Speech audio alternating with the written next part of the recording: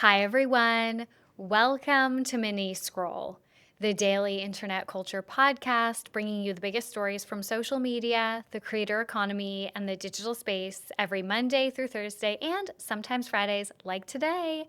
I'm your host, Lauren Meisner, the founder of the youth digital media brand, Centennial World. Welcome back to Mini Scroll, everyone.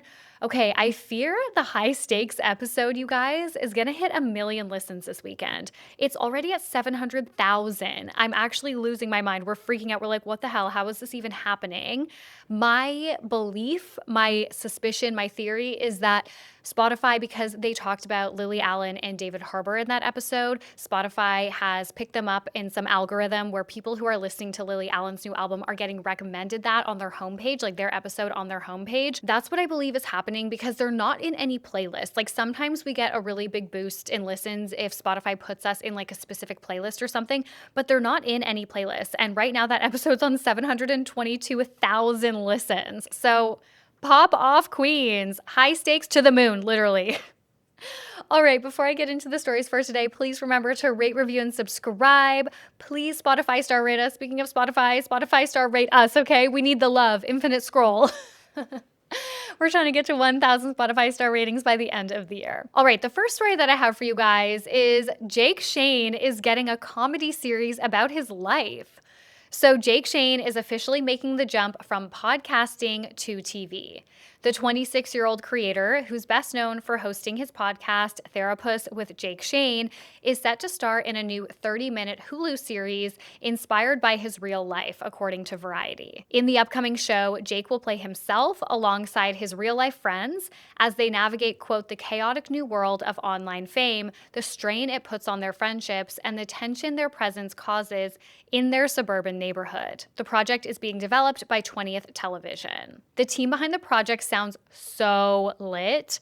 It has writers and producers from Hacks, High Potential, Barry, Silicon Valley, like stacked. And as we know, Jake is also famously besties with Sofia Richie, and she shared how proud she is of him on Instagram in the comment sections. Okay, so 2 things. First, I am actually looking forward to learning more about Jake Shane's background and how he got to where he is, because apparently that will be part of the series as well.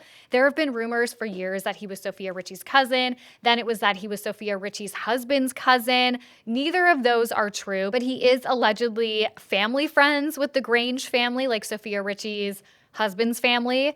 But yes, I'm looking forward to learning more about him and his background and how he got to where he is, because he's randomly everywhere. Like, he is so relevant and so famous. He actually is one of those examples that we talk about here sometimes of like a creator who really breaks through from the online zeitgeist into the mainstream. He has done that. Second, I hope they are able to do this justice, because there have been so few TV and film productions about influencers and social media that have actually done it well.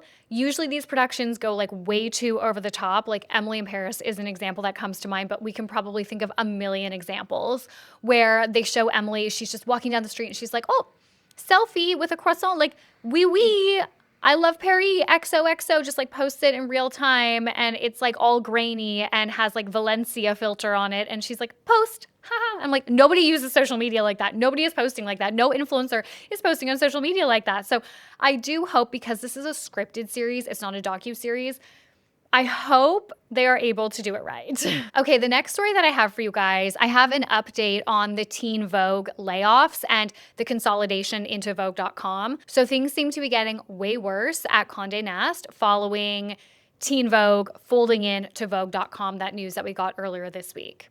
First of all, in general, the PR perception of this situation, I think, is getting a bit out of control. Everyone's talking about how Condé Nast chose to do this to silence Teen Vogue, which was very left-leaning, as we know, and very politically driven, because they need to water down the Vogue brand in general to appease basically like conservative billionaires, which honestly feels like a valid take. At this point, I don't know why else they would do that and also lay off the majority of their political writers. But now, today, there has been a new development. So Condé Nast has allegedly fired 4 employees who did not work at Teen Vogue, but did work for Condé Nast. They worked at other titles.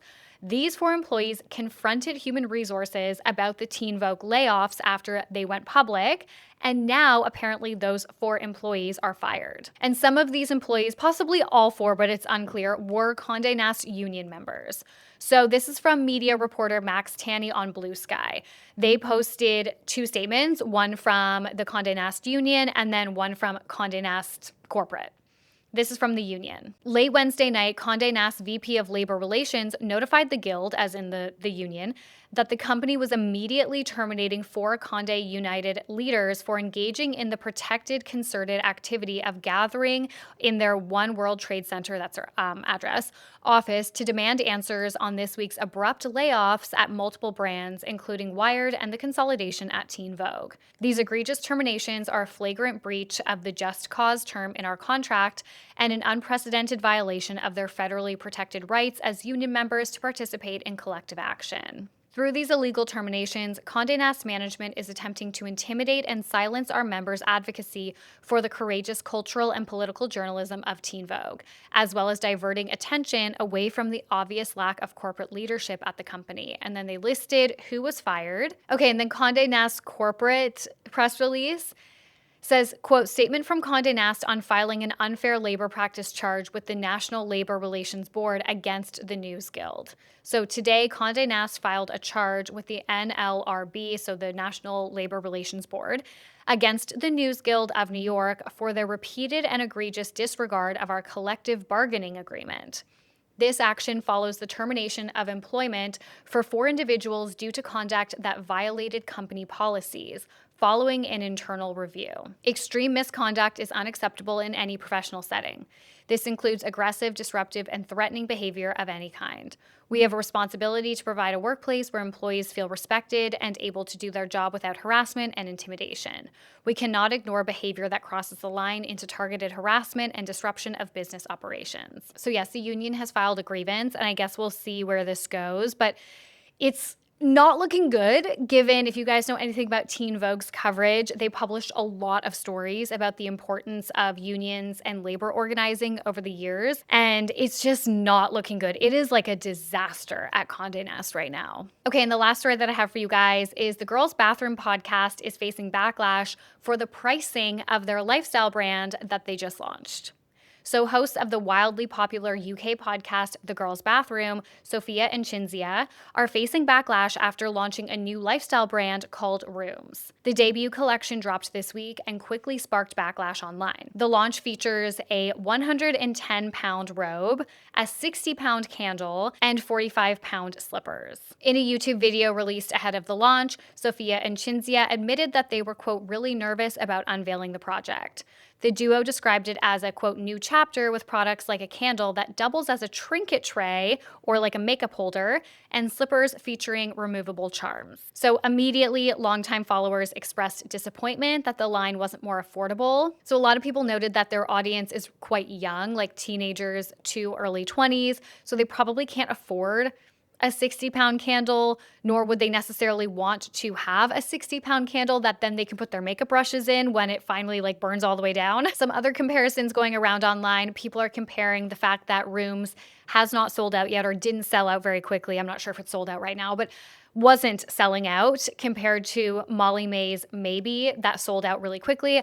I actually don't think that's a fair comparison. Like Sophia and Cinzia are obviously very famous, but Molly May is like internationally famous. Like she has a literal docuseries on Prime. Like I think the level of influence and fame, maybe not influence, but fame is quite different. And the level of like mainstream notoriety, I don't know if that's like totally valid. However, in addition to the price gripes, people are also comparing the brand's aesthetic to Primark Home. People are saying it looks similar to Primark's existing homeware brands. One commenter wrote, quote, "Oh my God, I thought this was satire for a second." That is not the feedback that you want about your brand that's just launched. So all over social media, people are asking the girls to address the pricing backlash. And a few influencers have actually come to their defense, like Victoria Underwood and Grace Beverly, who both note that the quality of the materials used to manufacture these products do justify the price. Now, Grace Beverley's take was actually the most interesting to me. Let me play you guys a clip. People are perceiving their prices to be too high for their new products, and this has turned into like a giant moral debate and also like a very public massive teardown. It is astounding to me that we have not yet caught on to the fact that we do not treat male business owners like this at all. Like, if a male business owner came out with a product that was too expensive, it doesn't become like this whole massive moral debate and personal teardown. I think we're doing ourselves like a massive disservice. Remembering the fact that as a business owner, I talk constantly about the fact that female founded businesses only get 2% of funding worldwide. Like, are we not worried about the fact that we're making all of this worse? Because what investor is going to want to invest in women-owned businesses when they see that every single time women have businesses, they are held to a completely different standard to men? You might think it's out of touch. You can think that 100%. It is not immoral to release a high quality product and to price it at the price point that A, you want to, but B, looking at competitive pricing, the product should be priced at. Like, that is not a moral question, and yet we blow it up into this massive, like, gossipy moral thing. And like, we're gonna have no female business owners. We also hugely criticize all influencers who don't do anything with their lives, right? We're like, oh, they're not doing anything. But on top of that, this like standard we have for women doing anything, that it has to be completely perfect first time, and that everyone needs to like it and agree with every single decision they made, otherwise that person is a horrible person. And like, we just can't criticize influencers for doing nothing, and then when they actually try and do something and invest what I assume is tens of thousands into starting a business, rather than just saying, oh, that's too expensive for me, I'm not going to buy it, instead just like huge character assassinations and like being like, this is the end for them. People are gonna be terrified to do fucking anything, and I'm not fucking surprised. I started a business first 2015, 2016. I would hate to start a business now because the standard we have is fucking insane, and there is no room for mistakes, there is no room for error, and building a business is entirely making errors and then fixing them, and making mistakes and then fixing them and finding out what works and doing more of that. Like, we're gonna build ourselves the exact type of society we don't want, and this isn't girl boss feminism. Girl boss feminism is basically saying that anything women do is fine and all right because they are women. Like, this is not that. Creating this landscape for female business owners, we are going to have none, and it is particularly bad in the UK. We have very bad tall poppy syndrome, and it seems to be getting worse and worse and worse, because if someone started the exact same business that they've just started with the exact same product, if they were unknown, you have no idea whether people would actually be coming for them. Like, the tide turns all the time, so it makes it impossible as a female business owner to know what you can do that is not going to get you cancelled overnight for just trying to start a business. At the same time, if they had come out with super cheap products that would be much more accessible to their following, which they may well have tried to do, they would have been absolutely shat on for it being fast fashion, and we have to bear that in mind. It basically just creates this whole massive lose-lose situation, which is going to discourage women from creating anything at all. And I just don't think that any woman would look at the landscape in the UK right now and be like, yeah, you know what, I'll start a business. Like, I'll put myself online, I'll start this. Like, it's fucking terrifying, guys. And as I said, like, this constant scrutiny doesn't just affect individual creators. This isn't about individual creators. It shapes the entire landscape for women in business. As I said, it makes investors way more cautious. It reinforces the idea that female-led ventures are risky. And as I said, in a world where female-founded businesses actually outperform male-founded businesses by 2 to 1, so they perform doubly as well, only 2% of venture capital funding goes to women-founded businesses. And this is reinforcing it over and over and over. 98% is going to businesses with a founding team with at least one man in. So I don't really know what the takeaway is here, and making this video feels like sending myself to the slaughterhouse, but that's fine. We have to change this. We have to do something about it. It's our responsibility because we're the ones making this happen, and we're the ones feeding the algorithms to talk this way so consistently about women who do anything. But just maybe we need to apply the same critical thinking we do to women that we do to men in business, including things like, if something is not right for me, I will not buy it. It is not necessarily a moral question, and there are moral questions that come out. That is not one of them, and it is more than okay 100% to have opinions on pricing and products, but we can definitely do that without turning every single female-led business and everything they do into a public referendum on like whether this woman is allowed to succeed. Okay, so I don't think Grace's take is 100% on the nose. I think it probably can't be because she's been a creator for so long. She's obviously going to have a bias one way or another.